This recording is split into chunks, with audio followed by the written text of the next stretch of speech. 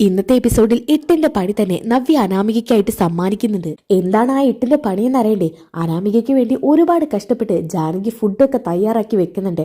എന്നാൽ നവ്യ അനാമികയ്ക്ക് വിളമ്പി വെച്ച ഭക്ഷണത്തിൽ കട്ട ഉപ്പ് വിതറുന്നുണ്ട്. പിന്നെ പറയണോ, അനാമിക അത് വായിലോട്ട് വെച്ചതും ജാനകിയുടെ മേലിലേക്ക് ഒരൊറ്റ തുപ്പ. പിന്നെ പറയണോ, എന്തായാലും നല്ല കിടിലൻ എപ്പിസോഡാണ് കേട്ടോ ഇന്നത്തേത്. അത് മാത്രമല്ല, ഇന്നത്തെ എപ്പിസോഡിൽ ദേവ്യാനി നയനയ്ക്കായിട്ട് കുറച്ച് സമ്മാനങ്ങൾ കൊടുക്കുന്നുണ്ട്. അതായത് അനന്തപുരിയുടെ താക്കോലും പാരമ്പര്യമായിട്ട് കൈമാറിക്കൊണ്ടിരിക്കുന്ന കുറച്ച് സ്വർണ്ണാഭരണങ്ങളുമായിരുന്നു കേട്ടോ നയനയ്ക്കായിട്ട് സമ്മാനമായി ദേവ്യാനി കൊടുക്കുന്നത്. എന്തായാലും ഇതൊക്കെ കണ്ടോണ്ട് നിൽക്കുന്ന അനാമിക ആകെ ദേഷ്യത്തിലാണ്. എന്തായാലും അനാമിക നയനയ്ക്കും നവ്യയ്ക്കുമെതിരെ 8ന് ഒരു പണി വെക്കാൻ തയ്യാറാകുന്നുണ്ട്. എന്നാൽ അത് നവ്യ കൈയോടെ പൊക്കുന്നുണ്ട്. അതിനുവേണ്ട തിരിച്ചടിയും നവ്യ കൊടുക്കുന്നുണ്ട് കേട്ടോ. ആ ഒരു കിടിലൻ എപ്പിസോഡാണ് ഇന്നത്തേത്. എന്തായാലും നമുക്ക് ഇന്നത്തെ എപ്പിസോഡ് സ്റ്റാർട്ട് ചെയ്യാം. ആദ്യം തന്നെ കാണിക്കുന്നത് നയന ടേബിളിൽ ഇരുന്ന് ഭക്ഷണം കഴിക്കുന്നതാണ്. തൊട്ടപ്പുറത്ത് തന്നെ നവ്യ ഉണ്ട് കേട്ടോ. നവ്യ വിളമ്പി കൊടുക്കുന്നുണ്ട്. നവ്യ പറയുന്നുണ്ട്, ദേ നയനെ, അമ്മ എന്നോട് പറഞ്ഞത് നിന്നെ നന്നായിട്ട് നോക്കണമെന്നാ. ഈ സമയത്ത് ഇങ്ങനെ വളരെ കുറച്ച് ഭക്ഷണം കഴിക്കാൻ പാടുണ്ടോ? അങ്ങനെ കഴിക്കുന്നത് നിന്റെ ആരോഗ്യത്തിന് നല്ലതല്ല നയനെ. അതുകൊണ്ട് നീ ഞാൻ പറയുന്നത് കേൾക്കുമോളെ, ഇതും കൂടി കഴിക്ക്. അങ്ങനെ നിർബന്ധിച്ച് നവ്യ ഭക്ഷണം ഇട്ട് കൊടുക്കാൻ കേട്ടോ. ഇത് കണ്ടോണ്ടാണ് അനാമിക അങ്ങോട്ട് വരുന്നത്. ഓ, കഴിക്ക്.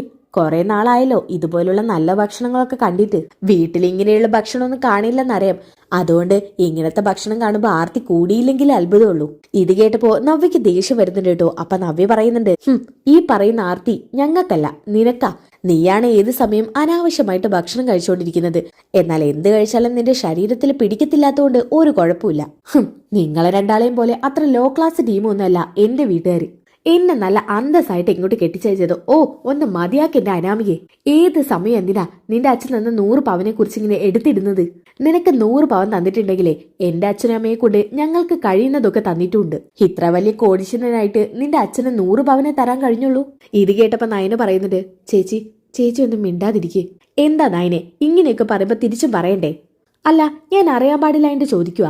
ഇപ്പൊ അടുത്തല്ലേ നിന്റെ അമ്മായിയമ്മയും ഇവളെ അമ്മായിയമ്മയും കൂടി കൂട്ടിക്കൊണ്ടുപോയിട്ട് വലിയ സ്ഥലമൊക്കെ കാണിച്ചു കൊടുത്തത്.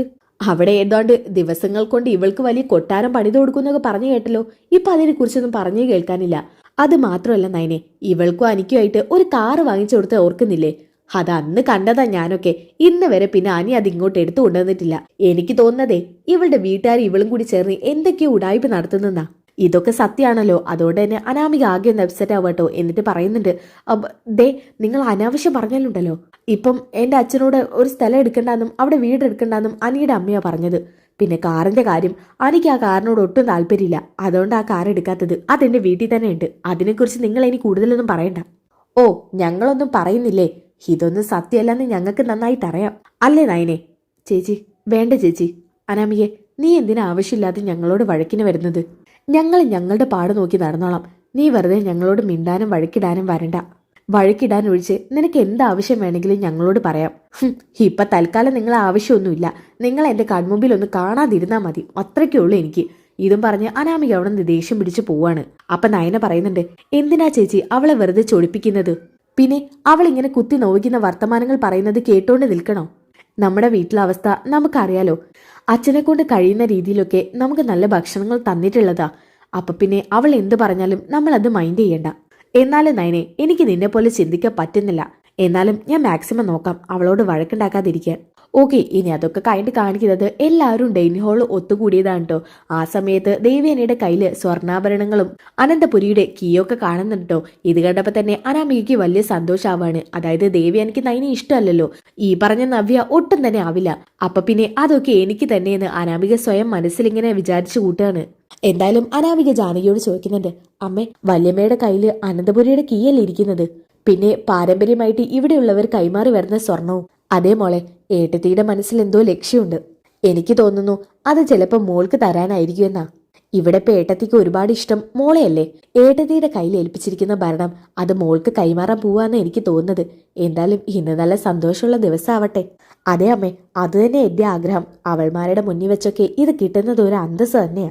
അപ്പൊ ദേവ്യാനി പറയുന്നുണ്ട്, ഞാൻ എല്ലാവരെയും വിളിച്ചത് ഒരു പ്രധാനപ്പെട്ട കാര്യം പറയാനാ.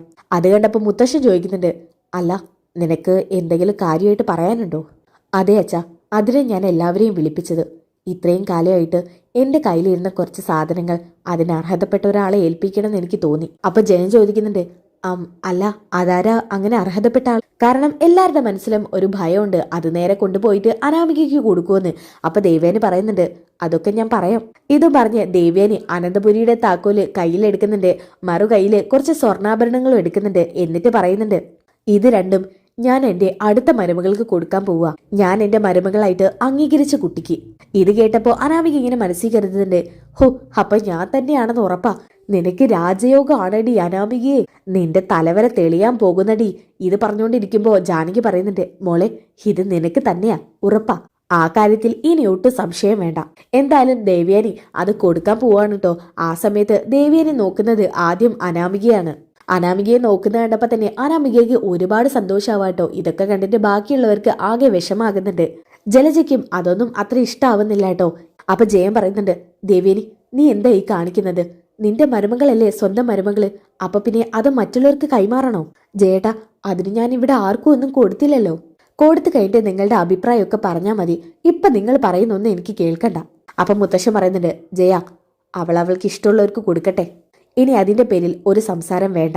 അപ്പൊ ദേവ്യാനി അനാമികയും നോക്കി പറയുന്നുണ്ട്, നീ എന്റെ മരുമകളാ, സ്വന്തം മരുമകൾ. അനിയെയും ആദർശിനെയും ഞാൻ താരതമ്യപ്പെടുത്തിയിട്ടില്ല. അവര് രണ്ടുപേരും എനിക്ക് ഒരുപോലെ തന്നെയാ. ആദർശന് കൊടുക്കുന്നത് ഞാൻ അനിക്കും കൊടുത്തിട്ടേ ഉള്ളൂ. അതുകൊണ്ട് അനിയുടെ ഭാര്യ എന്റെ സ്വന്തം മരുമകൾ തന്നെയാ. മരുമകളല്ല, എന്റെ സ്വന്തം മോള്. അപ്പൊ അനാമിക പറയുന്നുണ്ട്, അതൊക്കെ എനിക്ക് അറിയാലോ വല്യമ്മേ, എന്നാ പിന്നെ തന്നോ. എന്ത്? അത് ഇപ്പോ മോളെ, അതൊന്നുമല്ല. ഞാൻ മോക്ക് എന്റെ സ്നേഹ നിറഞ്ഞ മനസ്സോടുകൂടി തരുന്നത്. മോക്ക് എന്താവശ്യമുണ്ടെങ്കിലും വല്യമ്മ കൂടെ ഉണ്ടാകും. ഇതും പറഞ്ഞ് നേരെ നയനയുടെ അടുത്തേക്കാണ് പോകുന്നത്. എന്നിട്ട് കയ്യിലിരുന്ന താക്കോല് നയനെ ഏൽപ്പിക്കുന്നുണ്ട്. ഇത് കണ്ടപ്പോ അനാമികയ്ക്ക് ആകെ ദേഷ്യം വരികയാണ്. അപ്പൊ അനാമിക പറയുന്നുണ്ട്, വല്യമ്മേ, എന്താ ഇത്? എന്റെ മുറ്റം വെച്ച് എന്തിനാ ഇങ്ങനെ എന്നോട് ചെയ്തത്? മോളെ, അത് പിന്നെ വല്യമ്മ ഒന്നും പറയണ്ട. എന്നെ മനഃപൂർവ്വം ഇവരെ മുന്നിൽ വെച്ച് നാണം കെടുത്തുമായിരുന്നല്ലേ. മോളെ, ഇവൾ എന്റെ മരുമകളല്ലെന്ന് പറഞ്ഞാലും ഒരിക്കലും അങ്ങനെ ആവാതിരിക്കില്ലല്ലോ. എന്റെ മകന്റെ ഭാര്യയില്ലേ ഇവള്, അപ്പോ അവക്ക് ഞാനത് കൊടുക്കേണ്ടതല്ലേ. മോൾ ഒന്നുകൊണ്ട് വിഷമിക്കണ്ട. ഇത് ഞാനിപ്പോ ഇവക്ക് കൊടുക്കുന്നുണ്ടെന്ന് കരുതിയിട്ട് മോൾക്ക് എന്നിൽ നിന്നും ഇതുപോലുള്ള ഗിഫ്റ്റുകൾ ഒരുപാട് പ്രതീക്ഷിക്കാം. ഞാൻ എന്റെ സ്വന്തം മരുമകളെ പോലെ കണ്ട് മോൾക്ക് ഒരുപാട് ഗിഫ്റ്റുകൾ ഇനിയും തരാനിരിക്കുവല്ലേ. ഇത് കേട്ടപ്പോൾ തന്നെ അനാമിക അതും കൂടി കൊണ്ടിട്ടാണ്ടാന്നുള്ള നിലയ്ക്ക് പറയുന്നുണ്ട്, എനിക്കറിയാം വല്യമ്മയ്ക്ക് എന്നോട് സ്നേഹമുണ്ടെന്ന്, എന്നാലും ഈ ചെയ്തത് എന്നെ ഒരുപാട് വിഷമിപ്പിച്ചു. മോള് വിഷമിക്കാതിരിക്കെ, എല്ലാത്തിനും ഒരു തീരുമാനം ഉണ്ടാകും. എന്തായാലും നയനയ്ക്ക് ആ സമ്മാനം വെച്ച് നീട്ടിയതോടെ എല്ലാവർക്കും സന്തോഷമാവാണ് കേട്ടോ. അപ്പൊ ജാനകി പറയുന്നുണ്ട്, ഏട്ടത്തി, എന്നാലും ഇത് വലിയൊരു ചെയ്ത്തായി പോയി കേട്ടോ. എന്തു പറ്റി? ഒരിക്കലും ഞങ്ങൾ പ്രതീക്ഷിച്ചില്ല അത് അവൾക്കായിരിക്കും കൊടുക്കാന്ന്. ഏട്ടത്തിയുടെ സ്വഭാവം ഏറെക്കുറെ മാറി വരുന്നുണ്ട്. എന്റെ സ്വഭാവം അങ്ങനെ ആർക്കും മാറ്റാൻ പറ്റില്ല ജാനകി. സത്യത്തിന്റെ ഭാഗത്ത് നിൽക്കുന്നവളാ ഞാൻ. അതുകൊണ്ട് ആർക്കും എന്നെ കബളിപ്പിക്കാൻ പറ്റില്ല. എന്തായാലും അനാമികയ്ക്ക് ആ ദേഷ്യം ഉള്ളിൽ തന്നെ കിടപ്പുണ്ട് കേട്ടോ. ഈ വാർത്ത ചൂടാറാതെ തന്നെ അമ്മയെ അറിയിക്കണം എന്നുള്ളത് അനാമികയുടെ ദൗത്യമാണല്ലോ.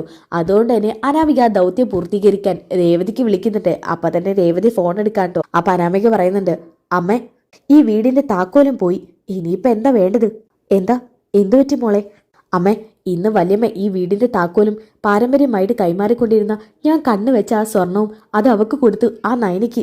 അയ്യോ, ഞാൻ എന്തേ കേൾക്കുന്നത്? മോളെ, ഇതങ്ങനെ വെറുതെ വിടരുത്. അവക്ക് 8ന്റെ പണി തന്നെ കൊടുക്കണം.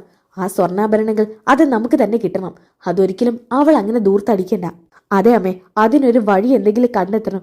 അതിനുവേണ്ടി ഞാൻ അമ്മയെ വിളിച്ചത്. മോളെ, അതിന് നല്ലൊരു വഴിയുണ്ട്. അച്ഛനോടും കൂടി ഡിസ്കസ് ചെയ്തിട്ട് ഇതിനൊരു തീരുമാനം പറയാം. ആ സ്വർണം നമുക്ക് തന്നെ കിട്ടണം.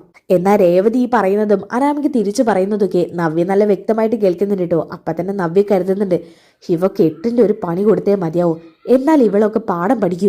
അങ്ങനെ നവ്യ നേരെ പോകുന്നത് കിച്ചണിലോട്ടാണ്. കിച്ചണിലാണെന്നുണ്ടെങ്കിൽ ജാനകി കഷ്ടപ്പെട്ടുകൊണ്ട് അനാമികയ്ക്ക് ഇഷ്ടപ്പെട്ട ഭക്ഷണങ്ങളൊക്കെ ഉണ്ടാക്കിക്കൊണ്ടിരിക്കുകയാണ്. അങ്ങനെ ഏകദേശം ഭക്ഷണങ്ങളൊക്കെ ഉണ്ടാക്കി കഴിഞ്ഞിട്ടുണ്ട് കേട്ടോ. അങ്ങനെ ജാനകി അനാമികയ്ക്ക് വേണ്ടതെല്ലാം ഉണ്ടാക്കി ഭക്ഷണമൊക്കെ ടേബിളിൽ എടുത്ത് വെച്ച് കറിയൊക്കെ വിളമ്പി എല്ലാം അടച്ചു വെച്ചിട്ട് അവിടുന്ന് പോകുന്നുണ്ട് കേട്ടോ. അനാമികയ്ക്ക് കഴിക്കാനുള്ളതൊക്കെ എടുത്തു വെച്ചിട്ടുണ്ട് അനാമികയെ വിളിക്കാൻ പോകാൻ വേണ്ടിയിട്ട്. ആ തക്കം നോക്കി തന്നെ നവ്യ അതിലെല്ലാം കട്ട ഉപ്പ് വിതറുന്നുണ്ട്. ഇവക്ക് ഇത് തന്നെ കൊടുക്കാൻ പറ്റിയ 8ന്റെ പണി. അവൾ ഇത് വായിക്ക് വെക്കുന്നതും അവളുടെ നാവ് തന്നെ മരവിച്ചു പോവും. ഇതിലും വലിയ 8ന്റെ പണി അവൾക്ക് കൊടുക്കാനില്ല. ഇതും പറഞ്ഞ് നവ്യ എല്ലാത്തിലും ഉപ്പ് കലർത്തുന്നുണ്ട്. ജാനകി ആണെങ്കിൽ നയനയെ വിളിച്ചോണ്ട് വരുന്നുണ്ട്. എന്നിട്ട് പറയുന്നുണ്ട്, മോളെ, മോൾക്ക് ഇഷ്ടപ്പെട്ട ഭക്ഷണമൊക്കെ അമ്മ ടേബിളിൽ എടുത്ത് വെച്ചിട്ടുണ്ട്, മോൾ അത് വന്ന് കഴിക്കും. എന്തായാലും അനാമിക വന്നിട്ട് ടേബിളിൽ ഇരിക്കാണ് കേട്ടോ ഭക്ഷണം കഴിക്കാൻ വേണ്ടിയിട്ട്. നല്ല മണം അമ്മേ. ഈ ഭക്ഷണത്തിനൊക്കെ ഒരുപാട് രുചിയുണ്ടെന്നാ തോന്നുന്നത്. മോൾ ഇങ്ങനെ പറഞ്ഞാ പോരെ, കഴിച്ചിട്ട് അഭിപ്രായം പറ. ഇതും പറഞ്ഞ് ജാനകി വിളമ്പി കൊടുക്കുന്നുണ്ട് കേട്ടോ. എന്നിട്ട് ആ പ്ലേറ്റിൽ നിന്ന് ഒരു പീസ് എടുത്തിട്ട് അനാമികയുടെ വായിലോട്ട് വെച്ചു കൊടുക്കാണ്ടോ. വായിലോട്ട് വെച്ചപ്പോ തന്നെ കട്ട ഉപ്പ് കാരണം അനാമിക അത് മൊത്തത്തിൽ തെറിപ്പിച്ച് തുപ്പുകയാണ് കേട്ടോ. ആ സമയത്ത് അത് ജാനകിയുടെ മേലേക്കൊക്കെ ആവുന്നുണ്ട്. ജാനകിയുടെ വിലപ്പിടിപ്പുള്ള സാരിയിലൊക്കെ അതിന്റെ എച്ചിലാവാണ്. ഇത് കണ്ടപ്പോ ജാനകിക്ക് ദേഷ്യം വരാണ് കേട്ടോ. എന്താ മോളെ ഇത്? എന്തുണ്ടാക്കി തന്നാലും മോൾക്ക് അത് ഇഷ്ടപ്പെടുന്നില്ലല്ലോ. ഒരുപാട് കഷ്ടപ്പെട്ടാണ് ഞാനിത് ഉണ്ടാക്കിയത്. അമ്മേ, ഇത് ഞാൻ പറയുന്നോന്ന് മോളൊന്നും പറയണ്ട. ഇതത്ര ശരിയൊന്നും അല്ല മോളെ. അല്ല അമ്മ, ഇതൊന്ന് ടേസ്റ്റ് ചെയ്ത് നോക്ക്. ഞാൻ ടേസ്റ്റ് ചെയ്ത് നോക്കിയതാണ്. മോൾക്ക് ഇഷ്ടപ്പെട്ടില്ലെങ്കിൽ അത് പറഞ്ഞാൽ മതി. ഇങ്ങനെയൊന്നും ചെയ്യേണ്ട ആവശ്യമില്ലായിരുന്നു. എന്റെ വസ്ത്രം ആകെ അഴുക്കായി. ഇനി ഇതൊക്കെ മാറിയിട്ട് വരണം. വിലപിടിപ്പുള്ള സാരിയാ. ഇതും പറഞ്ഞ് ജാനകി അവിടെ നിന്ന് ദേഷ്യം പിടിച്ച് പോവാണ് കേട്ടോ. അപ്പൊ അനാമികേനെ മനസ്സിൽ കരുതുന്നുണ്ട്, ആരായിരിക്കും ഈ കൂടും ചതി എന്നോട് ചെയ്തത്? ഇതും പറഞ്ഞ് മുന്നിലോട്ട് നോക്കുമ്പോ തന്നെ നവ്യ ചിരിച്ചുകൊണ്ട് അവിടെ നിൽക്കുന്നതാണ് കേട്ടോ കാണിക്കുന്നത്. ഹിടി ദുഷ്ടത്തി, നീയായിരുന്നു ഇത് ചെയ്തതല്ലേ? ഇനി എന്തായാലും നല്ല കിടിലൻ ട്വിസ്റ്റുകൾ നിറഞ്ഞ എപ്പിസോഡുകളാണ് കേട്ടോ. അപ്പോൾ ആ എപ്പിസോഡുകൾ കിട്ടാനായിട്ട് ചാനൽ സബ്സ്ക്രൈബ് ചെയ്തേക്കുക. അതോടൊപ്പം വീഡിയോക്ക് ലൈക്ക് ചെയ്തേക്കുക. നെക്സ്റ്റ് എപ്പിസോഡ് ഒന്ന് കമന്റ് ചെയ്തേക്കുക. അപ്പോൾ അടുത്ത വീഡിയോയിൽ കാണുന്നവരേക്കും എല്ലാവർക്കും ബൈ ഗായ്സ്.